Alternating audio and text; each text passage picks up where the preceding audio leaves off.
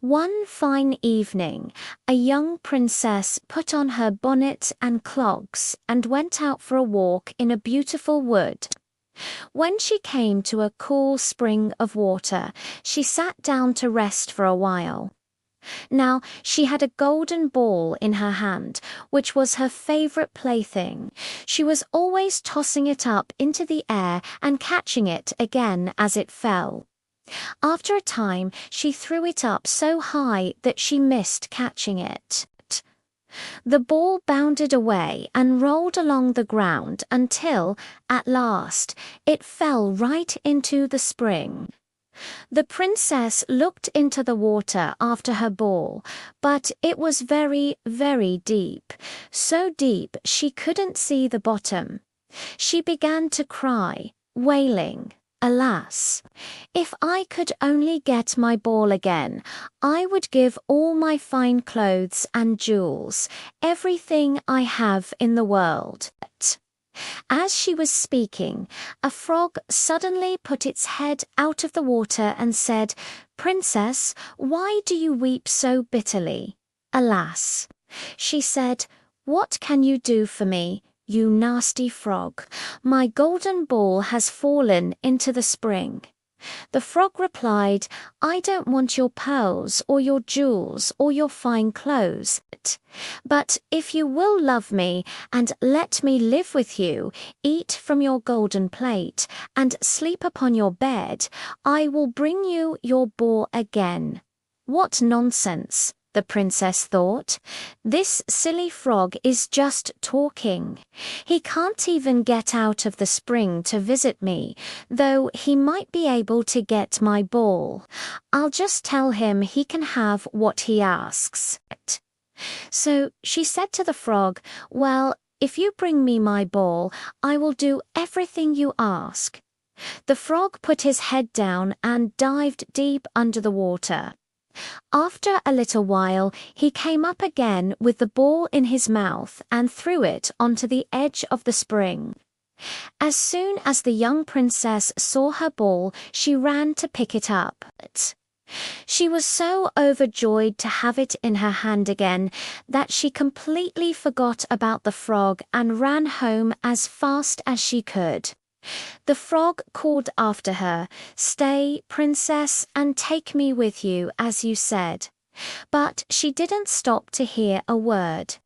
The next day, just as the princess had sat down to dinner, she heard a strange noise. Tap, tap, plash, plash, as if something was coming up the marble staircase. Soon after, there was a gentle knock at the door, and a little voice cried out, "Open the door, my princess dear, open the door to thy true love here, and mind the words that thou and I said by the fountain cool in the greenwood shade." The princess ran to the door and opened it. There she saw the frog, whom she had totally forgotten. At this sight, she was terribly frightened. She shut the door as fast as she could and ran back to her seat.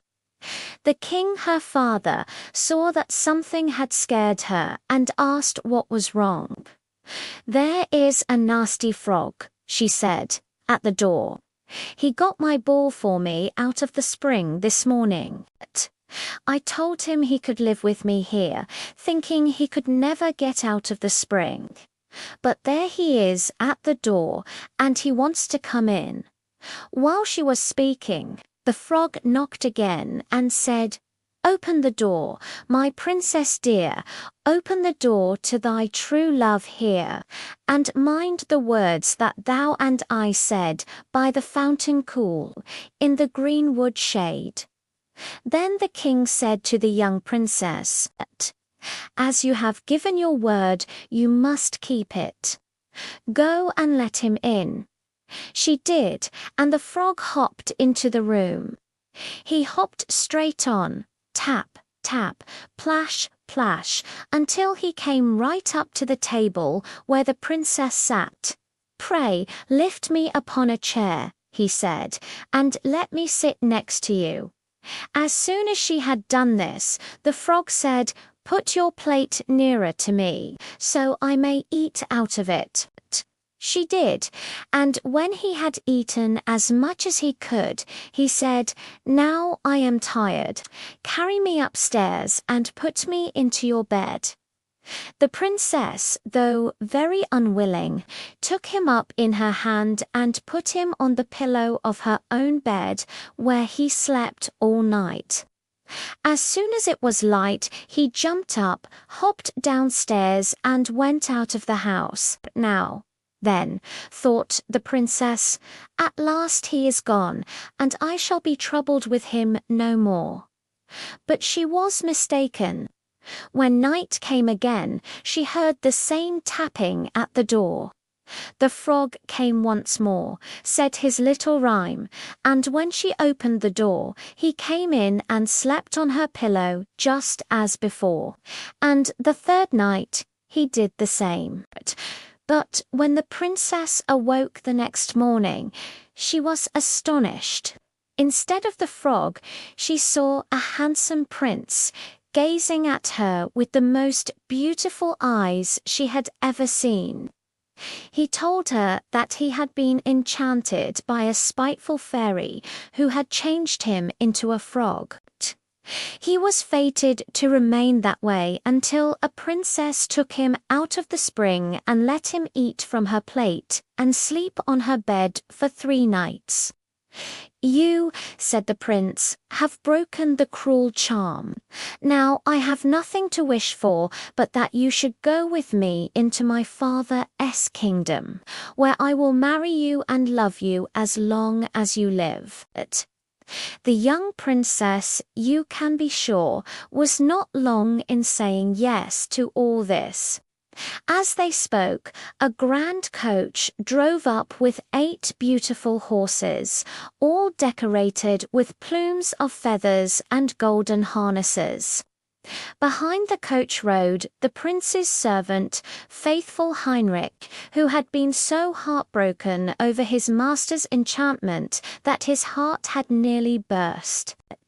They took leave of the king, got into the coach, and set out full of joy for the prince's kingdom.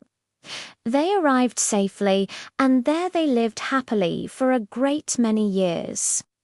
Thanks for watching. Don't forget to like and subscribe for more classic stories.